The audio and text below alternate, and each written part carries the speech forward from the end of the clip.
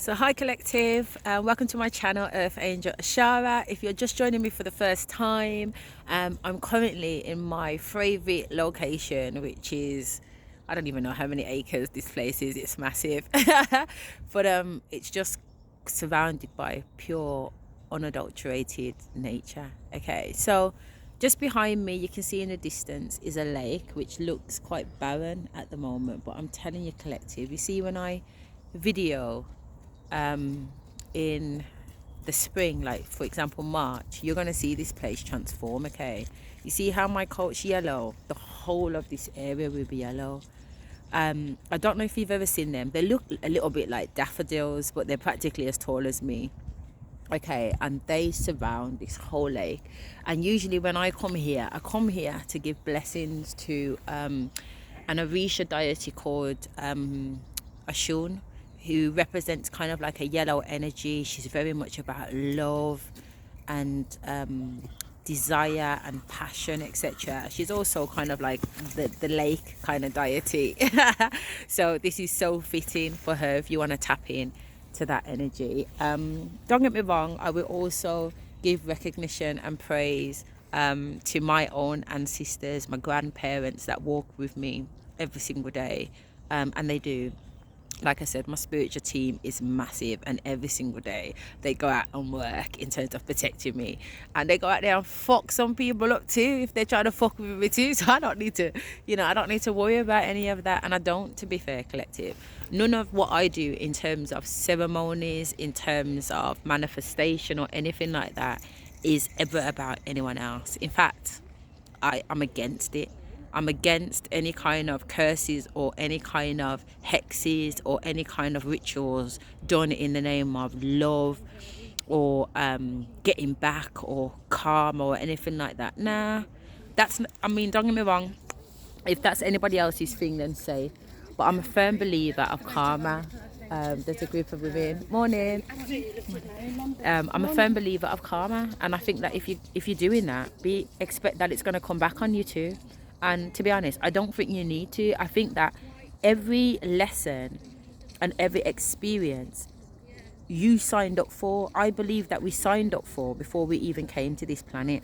Okay, before we descended from the heavens. Then okay, the reason why I said planet is because I personally believe myself to be extraterrestrial. I'm not from Earth. There's nothing about me that feels human. And to be honest collective, nothing about me ever has felt human. And obviously human in the sense, yes, okay, I have a head, I have a heart, I have legs, I have fingers, but spiritually inside, no way, no fucking way. I'm something completely different. Hence the reason why I call this channel Earth Angel. Okay, because that's exactly where I see myself. And I started this channel for me to be able to talk my authentic self, and there's going to be people that agree and there's going to be people that disagree, and that's absolutely fine. You know what I mean? You're more than welcome to have an opinion on whatever it is that I say. I guess where I am, I'm just saying take it to Jesus, because I don't care for it. Do you know what I mean? I'm just sharing my opinion, that's it. I'm not sharing it to be judged. I hope that I'm not judged for it, and that the people that see and recognize with it are enlightened by it and actually benefit from it, to be fair collective, because that's really what it's about. So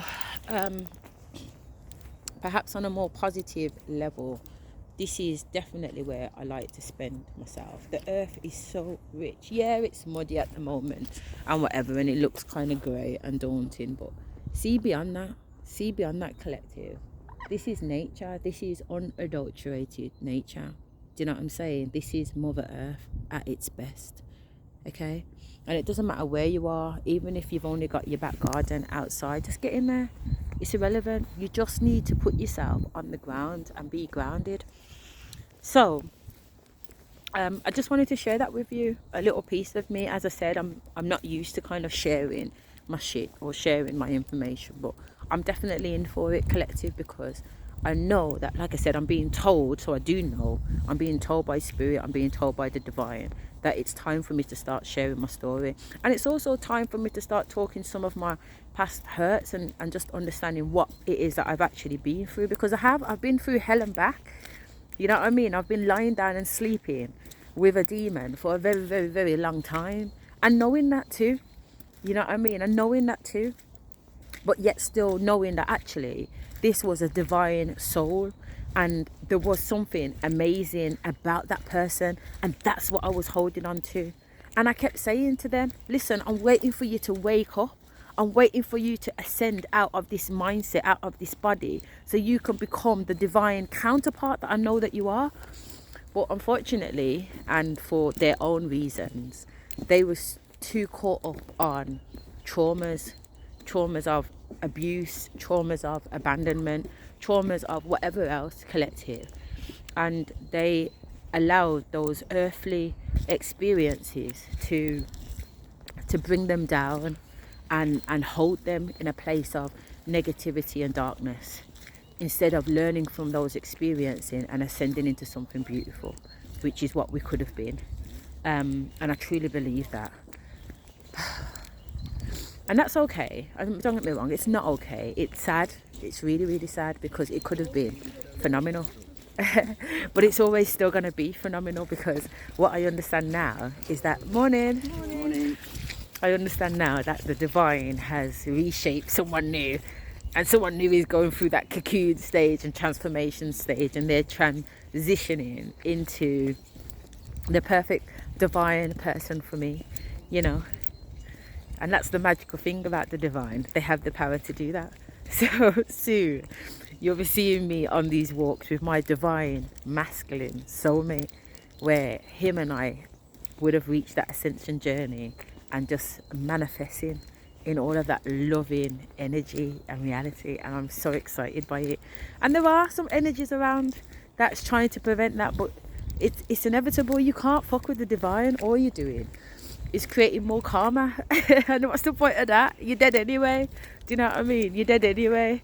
So sometimes people might think, oh, I'm dead anyway, so I might as well carry on with the fuckery. No. Okay, no. Okay, there are different levels to death. Okay, there's this earthly death. All right, death, you're gone. Your body's gone. And then there's elements within the spiritual, which we know energy doesn't die. Does that make sense? Energy never goes away. So what does death mean in an energetic in an energetic way? Hi, morning. And all right, if you take the Christian concept, oh, when you die, if you go into hell, you're going to burn in eternal fire, meaning that you are going to be in pain for the rest of your eternal life. Okay, that's not no joke thing, collective. Like, whether you believe in the Christian concept or not, burning for eternity is not fun. So don't think I'm dead anyway, so I'm going to carry on with my fuckery. No, think bigger than that. Okay, hang on a minute, I'm dead anyway, but instead of just dying and just being, I'm going to die and be in eternal flames. No, they're different. And then the fuckery what's probably some people have done, they've already got to the eternal flame section. So what's after burning for eternity? Something else, next level. It's not worth it.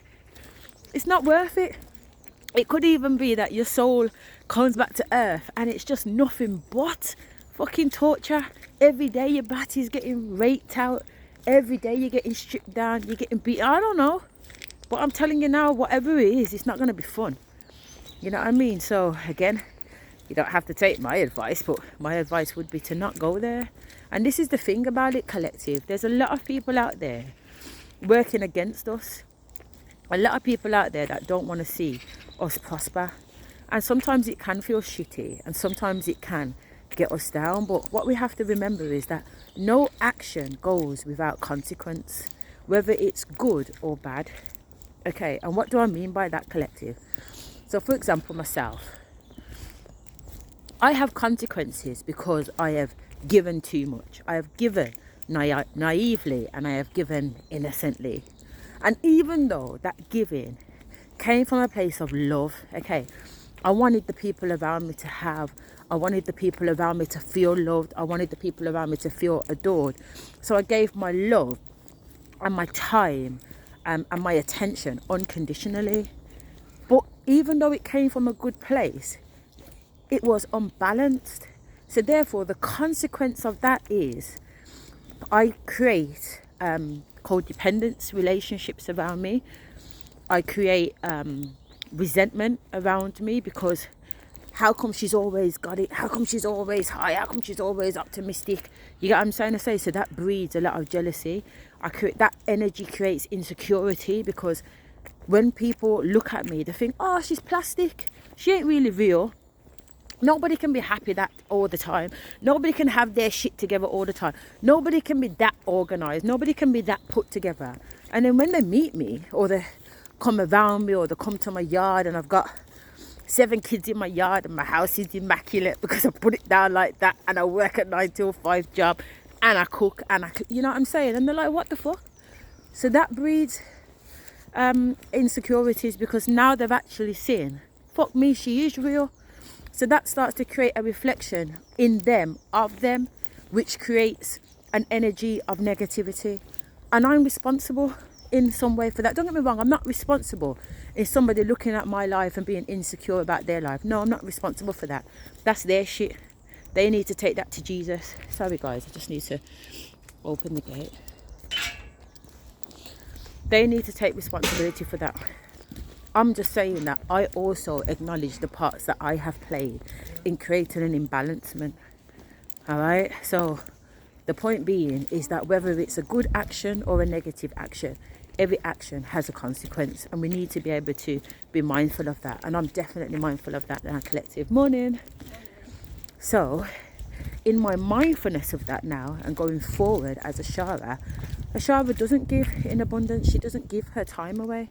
She holds on to her time because she values it, and she understands that it's precious. She understands that it's precious. So she's not going to do that. Morning. Morning. She's not going to do that anymore. Morning. So by not doing that anymore, it means that I've got a lot more to invest into self, and I've got a lot more to invest into people that reciprocate that energy back to me. My love, I've come to realise, collective, overwhelms people. Not everybody can handle it, because it's a different kind of love, hence the reason why it's called Earth Angel. You know what I mean? I perceive myself, and again, not egotistically, but I'm a star seed, I'm an indigo child, I'm an angel here on earth. That it's intense, everything is intense. My sex is intense, the way I love is intense, everything I do is intense, the way I work, it's intense. If I'm going for a goal, it's intense. I put it down. I really do, I really put it down. So because of that now,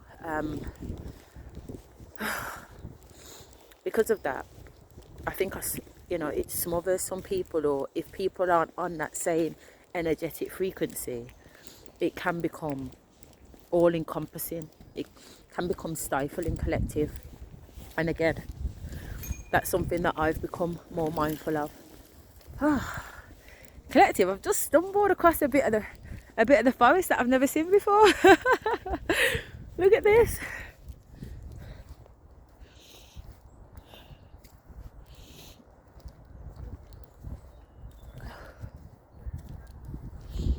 I normally stay within the trees, but hey ho, how beautiful.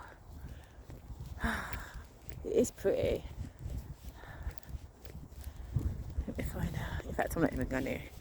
I know compassly we'll work it out. Do you know what I mean? It's beautiful. So yeah, those are the challenges that I face. That how do I stop giving so abundantly when it comes to me so abundantly? And that has always been one of my challenges. Asher, if it comes to you so freely, just give it away for free. And that is, there is truth in that. But there also lies consequences in that, collective. And just because the universe blesses me abundantly, it doesn't not mean that I should be giving it out abundantly. But I should not be giving it out abundantly to people that are not deserving, to people that don't reciprocate that love. And that's really what it's about. It's about not allowing energy vampires to suck on you. Okay, because they will suck and suck and suck. They will leech and leech and leech. They're parasites. Okay, low vibrational beings, as in friends, family, co-workers, whatever shape or form they're coming. They're low vibrational. And all they will do is take, because that's their nature. to keep taking and sucking because they're unable to reach those vibrations themselves. And actually they can reach those vibrations themselves. It requires them going within. It requires them moving through the trauma that they've faced here on this earth and in past lives. It requires them doing some soul searching. It requires them healing. And it requires them accepting the person that they see in the mirror. And it doesn't matter what that person looks like. Sometimes there's going to be ugly bits. Bab. There's ugly bits about me too. But I've had to dig deep and root them out and just know that everything that I am, you know, is wonderful. Because I was made wonderfully and fearlessly. And the things that have happened to me, they haven't happened to me. They've happened for me. And that's the good, the bad and the ugly. Collective. Everything that we go through is to enhance our experience. It's to enhance our knowledge. It's to take us up a level. And instead of fighting that, we need to embrace that. I'm just watching these two little dogs chase each other. I want a doggy. Ashara wants a doggy. Look at these. Oh, they've gone off into the bushes now. Yeah, I think Ashara is definitely ready for a little companion. How cute are they? With their little bells.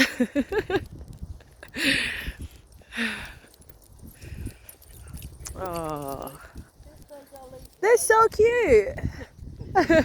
They look like a handful though. They're not actually. They're not. They're very good. Yeah, really good. Just go a bit wild when they get out. They get out in the fresh air. Yeah. Me too. Yeah, I love it.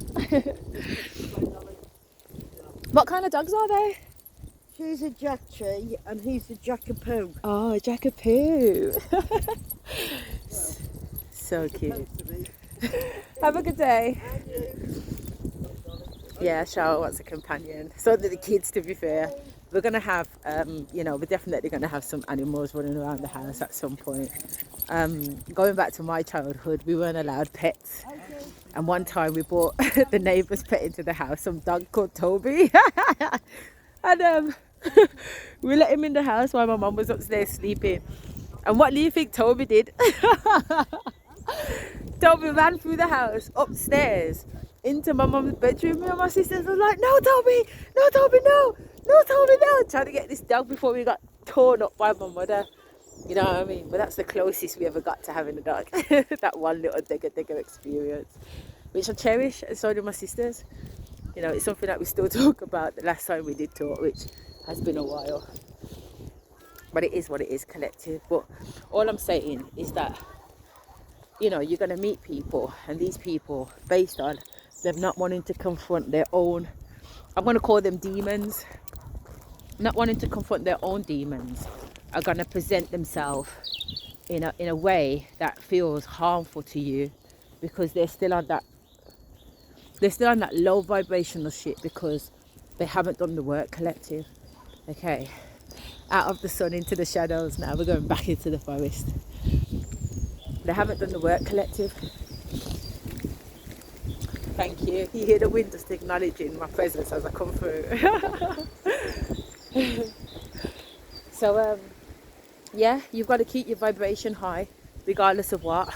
And sometimes it's really difficult. It's difficult to feel like the odd one out. It's difficult when everyone else kind of has the same mentality and perspective. At least for me, that's what it was. Everyone else around me thought the same. And it made me kind of think, fuck, what's wrong with me? Because I don't think the same. So I had a lot of issues growing up, just feeling different, collective. Always feeling like the odd one out, never really fitting in for whatever the reason. But to be honest, I'm 40 years of age now. I don't want to fucking fit in. And to be honest, I never did. I found it quite disgusting. I really, if I'm going to talk my truth, I'm going to talk my truth, because that's what I said I'm going to do. I found the low vibrational people around me disgusting. I did. I forced myself into those situations. I did do that too, because I wanted to feel a part of. You know, I was dealing with abandonment issues as a child, and not knowing that that's what it was at the time, I longed for connection. I longed to be around people. And even though the majority of the people that I was around was low vibrational, it was almost better that than being alone. You know, the thought and the feeling of being alone, I found uncomfortable. And that's probably putting it mildly, to be fair. I found traumatizing. I found it quite traumatizing being alone. So obviously, because of that, I put myself in situations to be around people that just wasn't conducive to me energetically. And I've learnt from that, because again, that breaks a person down. It really does. So I've had to pick myself back up from some really low places. I've been, you know, in a relationship with a narcissist. As an empathist, and if you're an empathist out there and you've ever been caught up with a narcissist, boy, you're gonna know, you know what I'm talking about, man, because that shit's not easy. Because our trauma is to give, and their trauma is to take. So you're constantly in this cycle which nobody can free themselves from, and it's difficult because narcissists know how to make you feel like shit when you don't give. And the last thing you want to feel like is like shit for not giving, because you're an empathist. You're feeling that, aren't you? You want to give. Your desire is to make people happy. Everything about you is to make the other person happy, because when they're not happy, it throws your world off. So when he's pulling bitch fits and he's soaking for 2-3 days and he's in the wrong, you know, I'm running after him to apologise because I can't deal with the silence. Don't get me wrong, I can do silence. I can do fucking silence. But I can do silence when I cut you off. To be in a loving, I was in a loving. For me to be in love with this person, it wasn't a case of cutting them off, because you can't cut somebody off that you're in love with. You can cut someone off that you don't give a fuck about. And when I say cut somebody off, collective, I have sat round the fucking dinner table with members of my family that I have cut off, and they're not there to me. They're fucking dead. I tell you how deep it is. I've sat round a fucking dinner table, Christmas at my nan's, with my fucking mum. You get what I'm saying? But she's dead to me. When I say you're dead, collective. There's no halfway house. And that's what I'm saying. When I'm in a relationship with this narcissist, you weren't on that level to cut him off like that. This was just a moment of time in our relationship where we've reached a bump or a barrier and we're working through it. Does that make sense? So without cutting him off, I wasn't able to kind of cut off the emotions. Okay, so therefore, the only alternative was to bring it back together again, make everything better all the time. You know what I'm saying? And that's the trick. That's the trick of a narcissist. That's exactly where they want you. It's so amazing, isn't it? It's so amazing when you can be on the outside looking in and knowing that the whole fucking thing is premeditated. They get it. They get it from the jump. Narcissists know what they're doing. They know how they feed, and they are on the hunt. They're on a hunt for an empathist. They're on a hunt for someone that is continuously feed them, feed their ego, make them feel like a man, and all the rest of it. But collective, you know what the real thing is about a narcissist? Do you know what a narcissist is? Yeah, fair enough. The word narcissist comes from a guy called Narcissus that sat down by a river and just stared at himself all day fucking long for weeks and months until he fucking died, basically. You know what I mean? So yeah, a narcissist generally, someone who's very into themselves, they're self-absorbed, blah, blah, blah. Well, actually, what the essence of a narcissist is an insecure person. Very, very, very insecure. They rely on others to make themselves feel good. They rely on others to make them feel like a man or a woman. They rely on others to define them as who they are. So a narcissist is very much about the status quo. They're very much about the appearance of things, okay? They're very much about throwing this illusion of being dominant, having it together, looking the part, playing this persona. That's generally what it's about. And to be honest, that's generally what it was. You know what I mean? So I played the good little housewife. You know what I'm saying? I did the cooking and the cleaning. I made sure the dinner was ready when I got home from work, even though we're working the same fucking job. He's a head teacher, I'm a head teacher, whatever. And the gist of it is that, yeah, you keep up this persona while they're running the streets and doing their own thing. You know what I mean? And they come back, it's all about the family, it's all about the family. Teamwork makes the dream work. Blood, there's no teamwork. Everybody else is working while you're sitting down cocking up foot, really. You know what I'm saying? That's the reality of it. But they create this persona when really they don't have a fucking clue what they're doing. They've got no qualifications. They don't know how to string sentences together and all the rest of it. And everything that they do know is, oh, can you do this for me? Can you put this plan together? Can you put this proposal together? Let them sit down and try and put two words together. It's not going to happen. It's not going to happen in the same way because they don't have the ability and they don't have the confidence, and then they don't have the will to go out there and necessarily learn either. So they create this persona. Oh, I'm busy working. Yeah, man, I'm busy. I'm putting this together. There's nothing going on. There's nothing going on but the rent. It's all an illusion. It's an illusion. The veil is lifted. We're seeing it for what it is. Can you see this mud thing that I'm walking through right now, collective? Seriously. It's a mad thing. But that's what it is. It's an illusion, and that's all. And you see, once you break the chains of the illusion and the cat's out the bag and you recognise it for what it is, and actually it's just a very, very insecure little boy in front of you, you cannot hate that.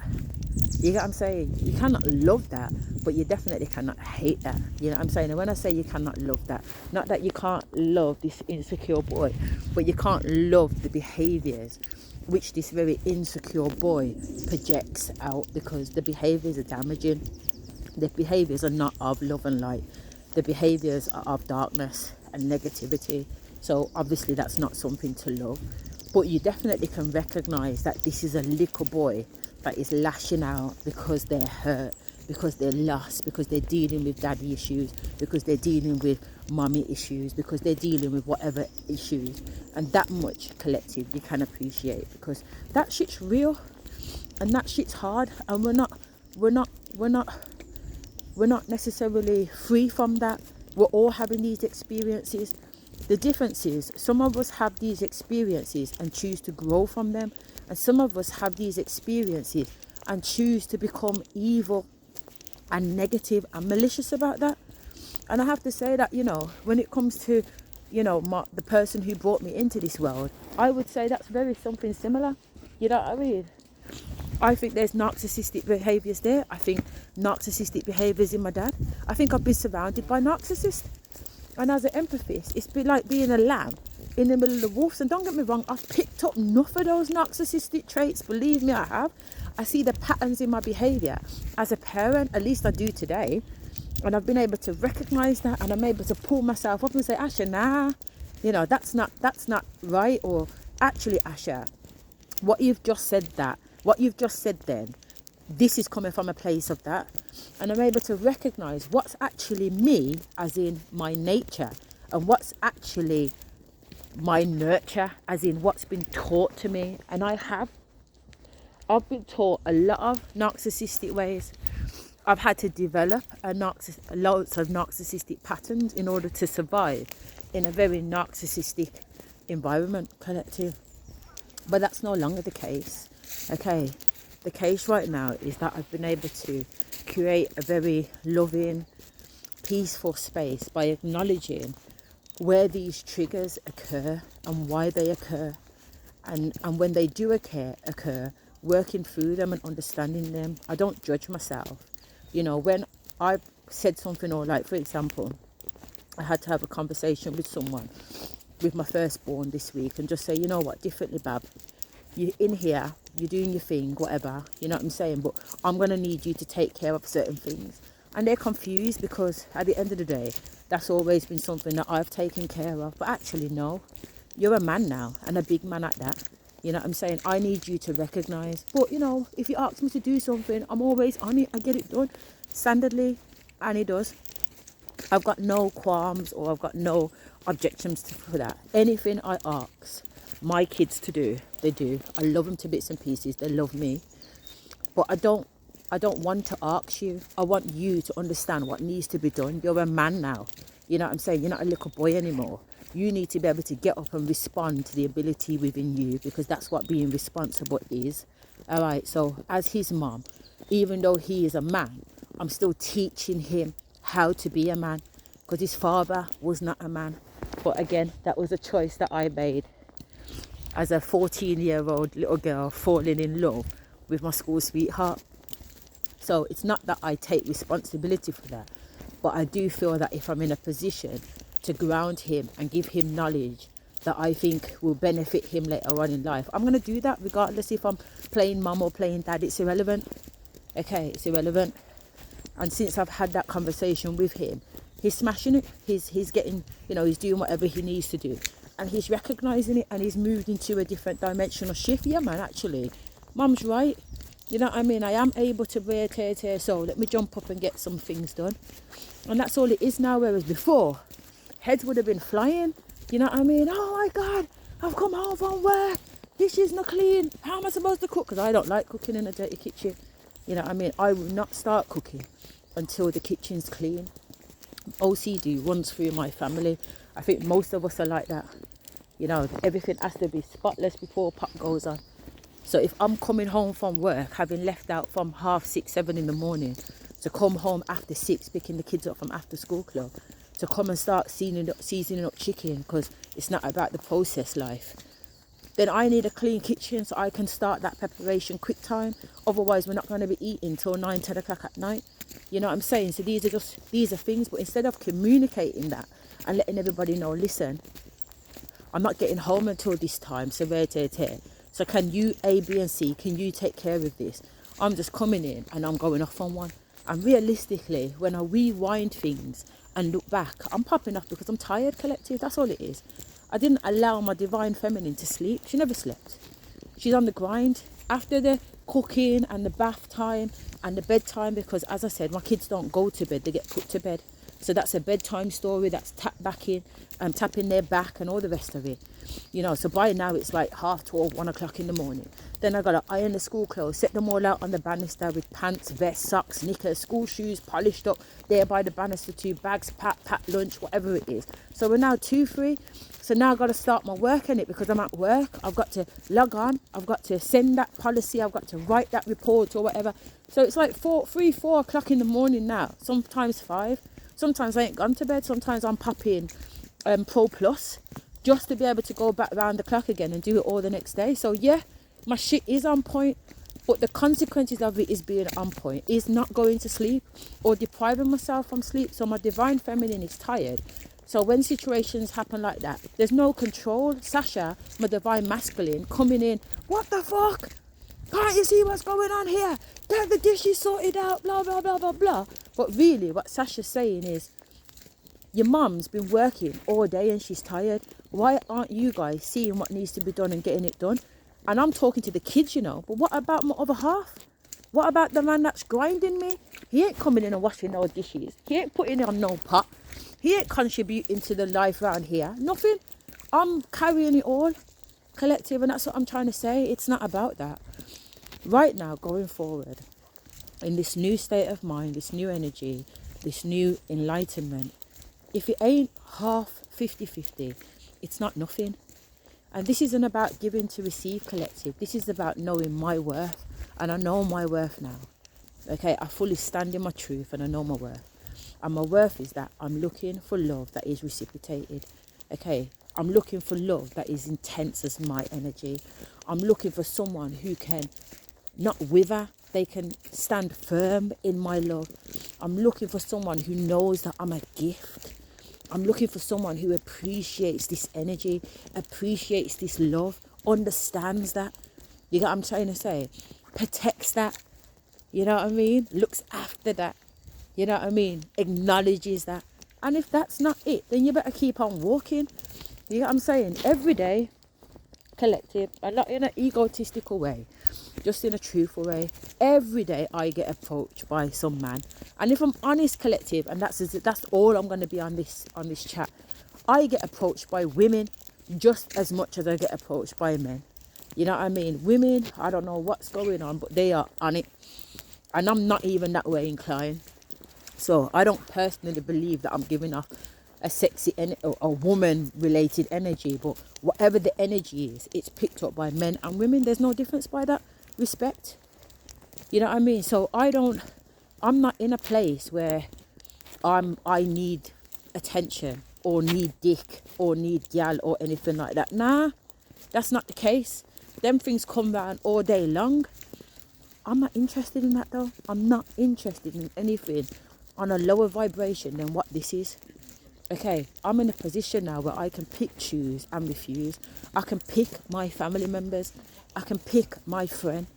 I can pick my man. Okay, I can pick who I choose to have around me in my energy. And that is power. And I've taken back my power. Morning. Hello there.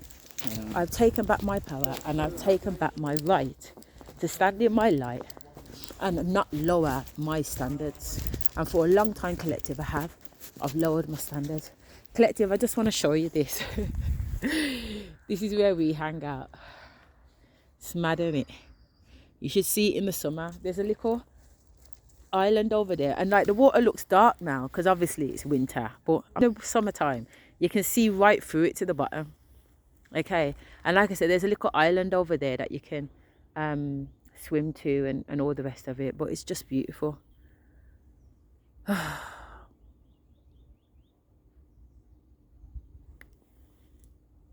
I just love it. So we're still in the woods, collective, like I said. We're just surrounded by trees and nature and energy, and it's grounding, and this is where I do my meditation, you know. And I'm happy to share it with you guys, to be fair. I'm happy to share it with you guys because, you know what, why not?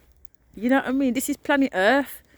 You know what I'm saying? Before everything got colonized and white people started to go in and take over people's land and take away people's property and rape and kill and murder, people just lived on their shit and just knew that the land belonged to everybody. You know what I'm saying? It belonged to everybody, and this belongs to everybody, and anybody can enjoy it. And if you've got a little area by you, then just enjoy it, whatever it is. A small park, you know, even if it's a playground with a slide and everything, but there's still little grass around it. Sit on the grass and get grounded, because that's what it's about. But just before I end the story, the point is that right now I understand my worth. I acknowledge that, and no longer will I small up myself. No longer will I dim my light. You know what I mean? This little light of mine, I'm gonna let it shine, because it's a big fucking light. Okay, so it's a big light, collective, mad thing. It's a big light, you know, and I'm definitely putting it out there. I'm putting my light out there. So on that note, collective, as always and forever, I will speak to you soon. Okay, love and light.